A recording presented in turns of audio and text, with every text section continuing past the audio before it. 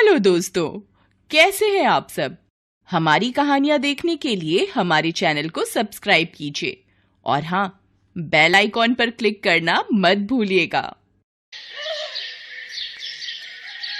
संकेत ऑफिस जाने के लिए तैयार हो रहा था।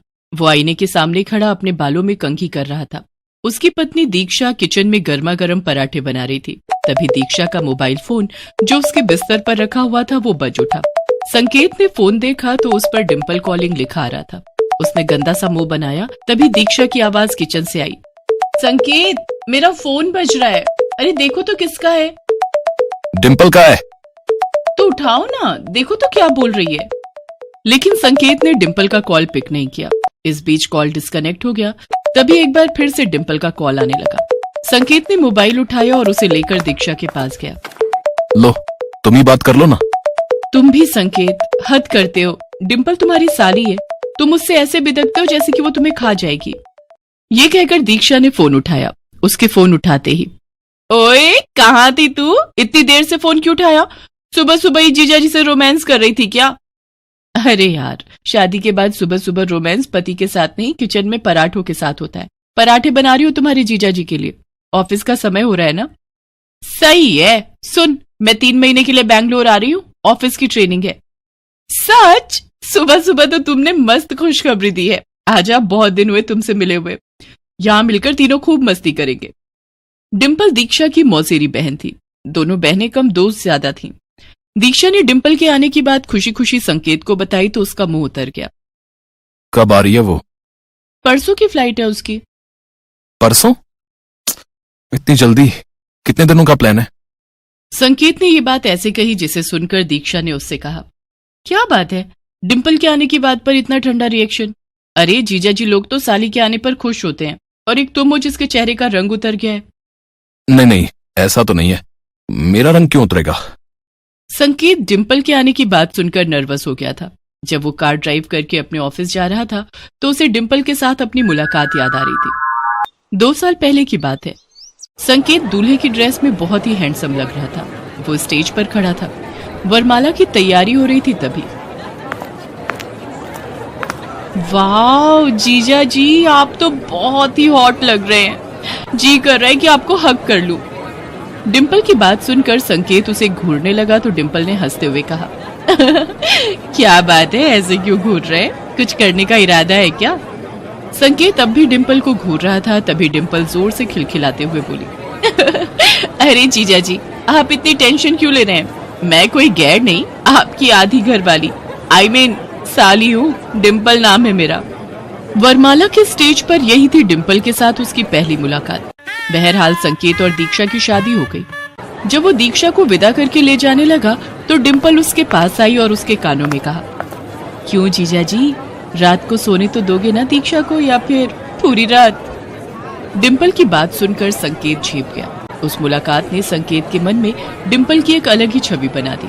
फिर उन दोनों की कभी मुलाकात तो नहीं हुई, लेकिन 2-3 बार फोन पर बात हुई। तो क्यों जीजा जी, अरे कभी आप भी तो फोन कर लिया करो अपनी प्यारी और हॉट साली को।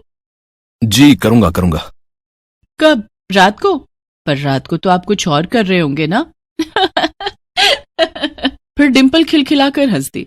संकेत उस दिन ऑफिस में भी अपसेट रहा। खैर, डिंपल के आने का दिन आ गया।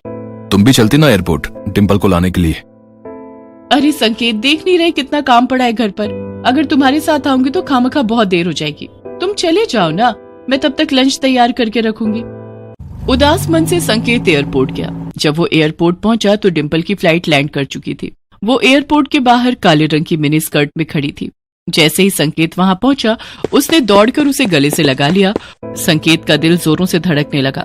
क्या जीजा जी, बहुत तड़पाते हो आप। कहाँ रह गए थे आप? 10 मिनट से आपकी खूबसूरत और हॉट साली आपका वेट कर रही है, और आप हैं कि अब आ रहे हैं?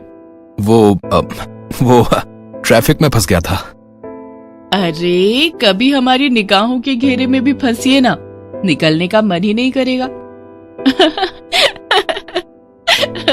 ये कहकर डिंपल फिर से खिलखिलाकर हंस पड़ी और एक बार फिर से संकेत के गले लग गई।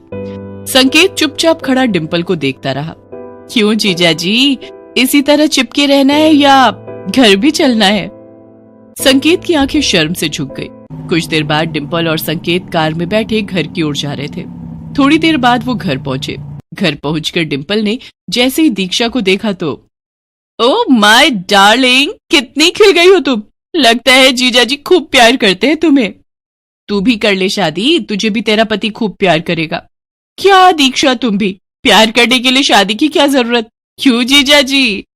ये कहकर डिम्पल ने संकेत की ओर देखकर आंख मार दी। संकेत इधर उधर देखने लगा। डिम्पल को आए हुए 2 सप्ताह हो गए थे और इन 2 सप्ताह में उसने कई बार संकेत को छेड़ा और कई बार तो उसके साथ ऐसी हरकत की कि उसका मन हुआ वो दीक्षा को बता दे। 2 दिन पहले की बात है। दीक्षा घर पर नहीं थी, डिम्पल बाथरूम में नहा रही थी। तभी उसने जोर जोर से चिल्लाना शुरू किया, जीजा जी, अरे जल्दी आइए, मुझे बचाइए। संकेत उस समय एक बहुत ही जरूरी फाइल पर काम कर रहा था, लेकिन उसने जैसे ही डिम्पल के चिल्लाने की आवाज सुनी, ये तो डिम्पल की आवाज है, क्या हुआ उसे? वो भागा भागा बाथरूम की ओर गया। डिम्पल अब भी चिल्ला रही थी, जीजा जी बचाइए। डिम्पल ने बाथरूम का दरवाजा खोला। उसके कपड़े पूरी तरह गीले थे। वो एक बार फिर से संकेत के गले लग गई। क्या हुआ डिम्पल, तुम चिल्ला क्यों रही हो? जीजा जी अभी यहाँ पर एक छिपकली थी, वो मुझे घूर रही थी। छिपकली? यहाँ छिपकली कैसे आ गई? वो मुझे पता नहीं, शायद मुझे नहाते देखने का उसका मन हो। ये कहकर वो एक बार फिर से हंस पड़ी। इस बार संकेत को उसकी इस हरकत पर बहुत गुस्सा आया।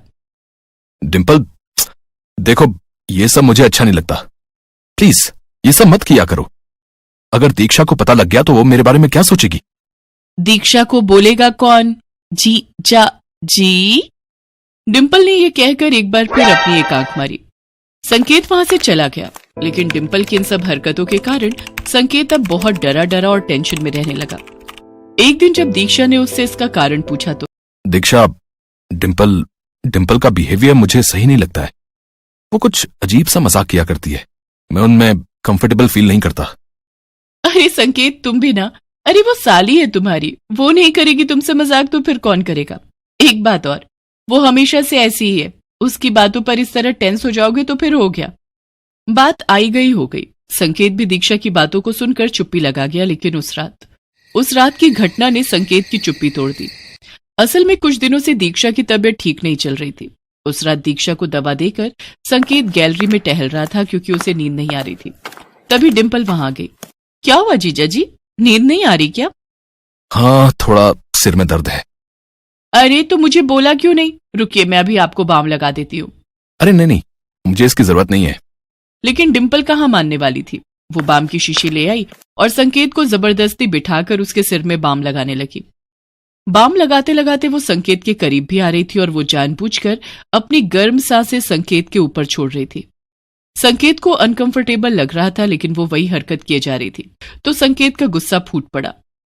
Enough is enough Dimple, please ये मत करो। मैं तुम्हें कितनी बार कह चुका हूं, ये सब मुझे पसंद नहीं।